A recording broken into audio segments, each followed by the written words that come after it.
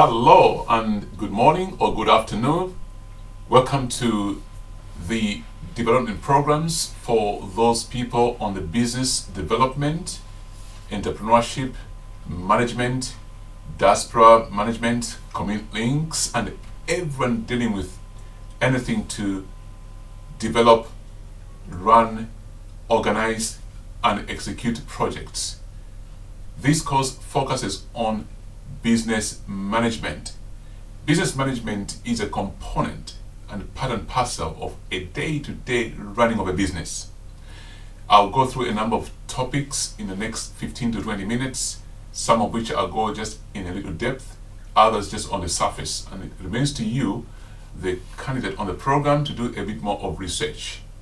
For I know that when you are doing a business or running a business, there's a lot of areas that many people are not very much aware of. I normally like to say that a business normally takes the nature of the person or the nature of the owner. So the first part I'd like to talk about is managing yourself. And one of the referrals that I can ask you to read is the Harvard Business Reviews number 10. It's in 10, it must read topics. It's managing yourself.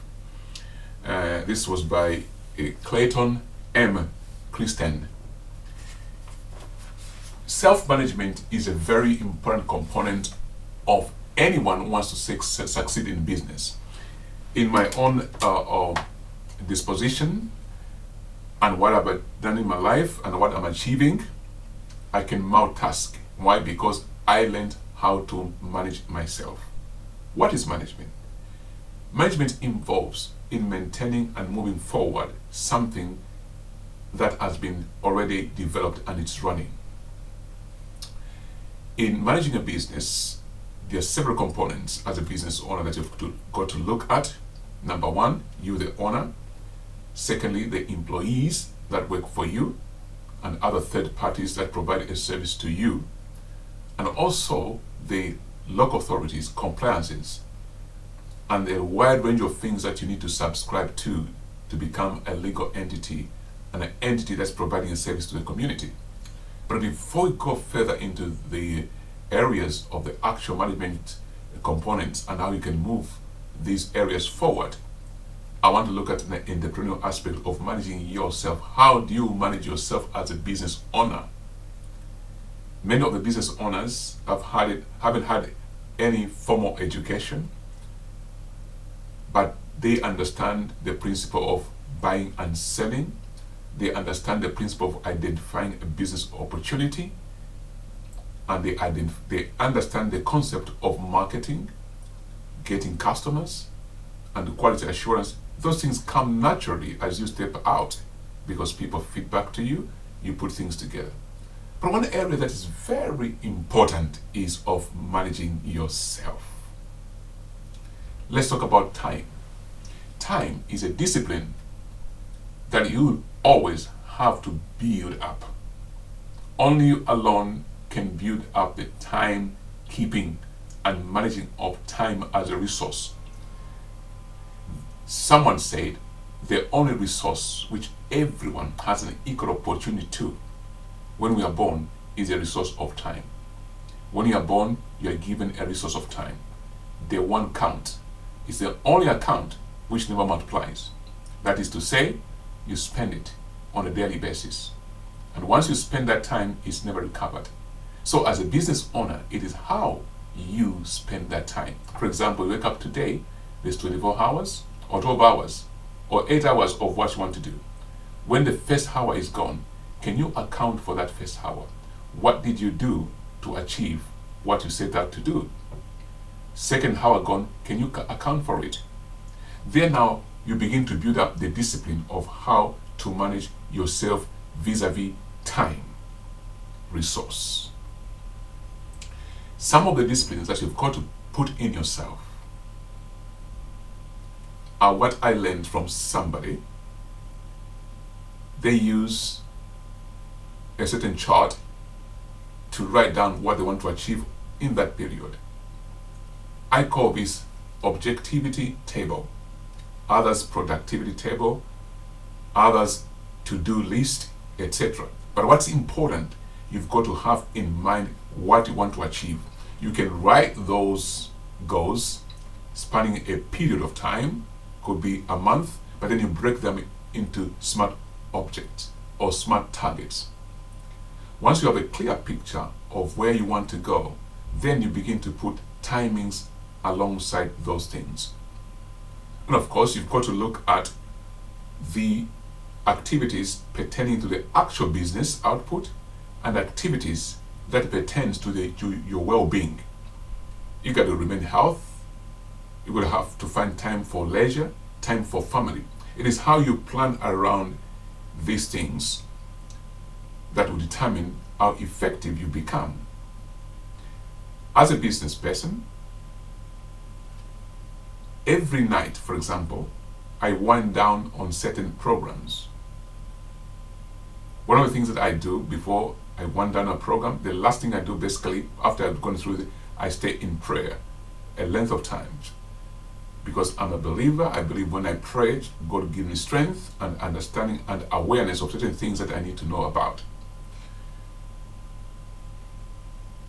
When I go to bed, in the time past, I also have a book by my bedside, because when I'm resting, ideas pop out.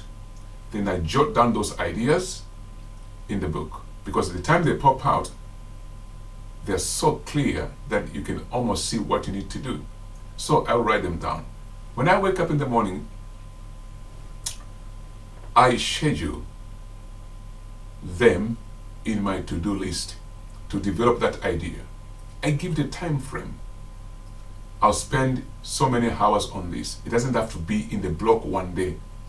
I can spread them over so that it does not affect other objectives which I've set already. So these are called incidentals. Another thing which I do is I break into pieces the things to do into number one, what I can do. The second layer, what I can delegate. Mind you, we are trying to manage yourself. Managing myself. How do I manage myself? As a business owner, business developer, sometimes your passion can make you do too much more than you're supposed to do. So if you understand how to manage time vis-a-vis yourself, you learn the art of delegation. Mind you, there's 8 hours of functional in the day or 12 hours. You can't do everything by yourself. So some work, you put it on your table because you only can do that. What you can delegate, you label it to delegate, but to who? You must understand your team. You're trying to manage yourself. In managing yourself, you must understand what's around about you. You must know the team members, who can do what, and how effective you delegate those roles. With delegation comes responsibility to follow up. You also create a time frame when you're going to follow up. Leave room for development. Excuse me. When you delegate a task, it doesn't mean tomorrow morning you begin to phone, unless it was something that requires only a few days or a few hours. Leave room for development. Give clear guidance on what you expect to come back to you from that person you delegate. In the meantime, when you do that, go back to the tasks that you can do by yourself. So when you learn how to manage yourself vis-a-vis time, using the resource of time, you become effective in managing organization. If I cannot manage myself, there are going to be difficulties to manage other things. The very first thing you have to manage is the use of a time resource. It's a very invaluable, very important resource, extremely important. It is that hour when you go to work or you get a contract, it is that hour which is rewarded. What you do in the hour is what is rewarded. If what you're putting in the hour, called time, is not equivalent to the required output, at the time they review the project, they won't give it to you again. But if they realize that actually you are performing at par, or you are performing within the allocated time and producing what is expected, they are happy.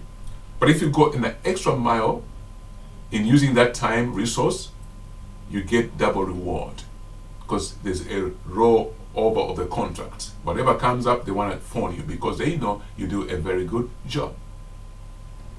Mind you, job stands for just on business. Just on business meaning you are rendering your services to that enterprise or to anybody so you can get a payback for your time. Therefore, job means just on business.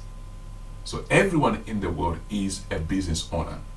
Those who are in full-time employment, they are just on business because they decide to commit all their time to that employer to whom they serve. They are running their own business, serving that employer. And there are also rules that governs that kind of arrangement. We are looking at managing yourself. Another thing that you also have to do in terms of managing your time vis-a-vis yourself is how you deal with emails, telephone calls, letters, amongst which there are those emails you're expecting, telephone calls you're expecting, and letters you're expecting, and also those which you are not expecting, the incidentals. You can analyze this so that your time is spent effectively. Those which you are expecting, you put them in the priority basket. The same thing you do when you're making a list of things to do. You classify those which are very important and needs attention immediately in the top priority list. Then you go on to grade them like that. And then you analyze these ones to say which one of these can I do myself, which of these can be delegated. Some letters, your PA can read them for you, and they can act on those because you empower them. You've given them authority to attend to such type of queries, even though they come addressed to you. Some businesses or some business owners do authorize their secretaries or PAs to open every single letter that is addressed to the company. And there is a measure of trust they put in there amongst their staff who work in that category. It's only you can determine that.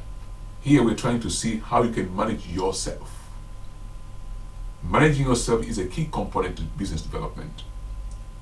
So you have to profile yourself and be honest with yourself.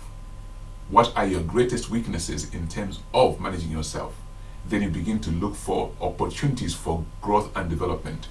It might be that you go on a course, a short course to develop yourself, or it might be that you self-study, and in fact in modern days you can find lessons virtually anywhere on YouTube, newspapers, TV channels, and buying books.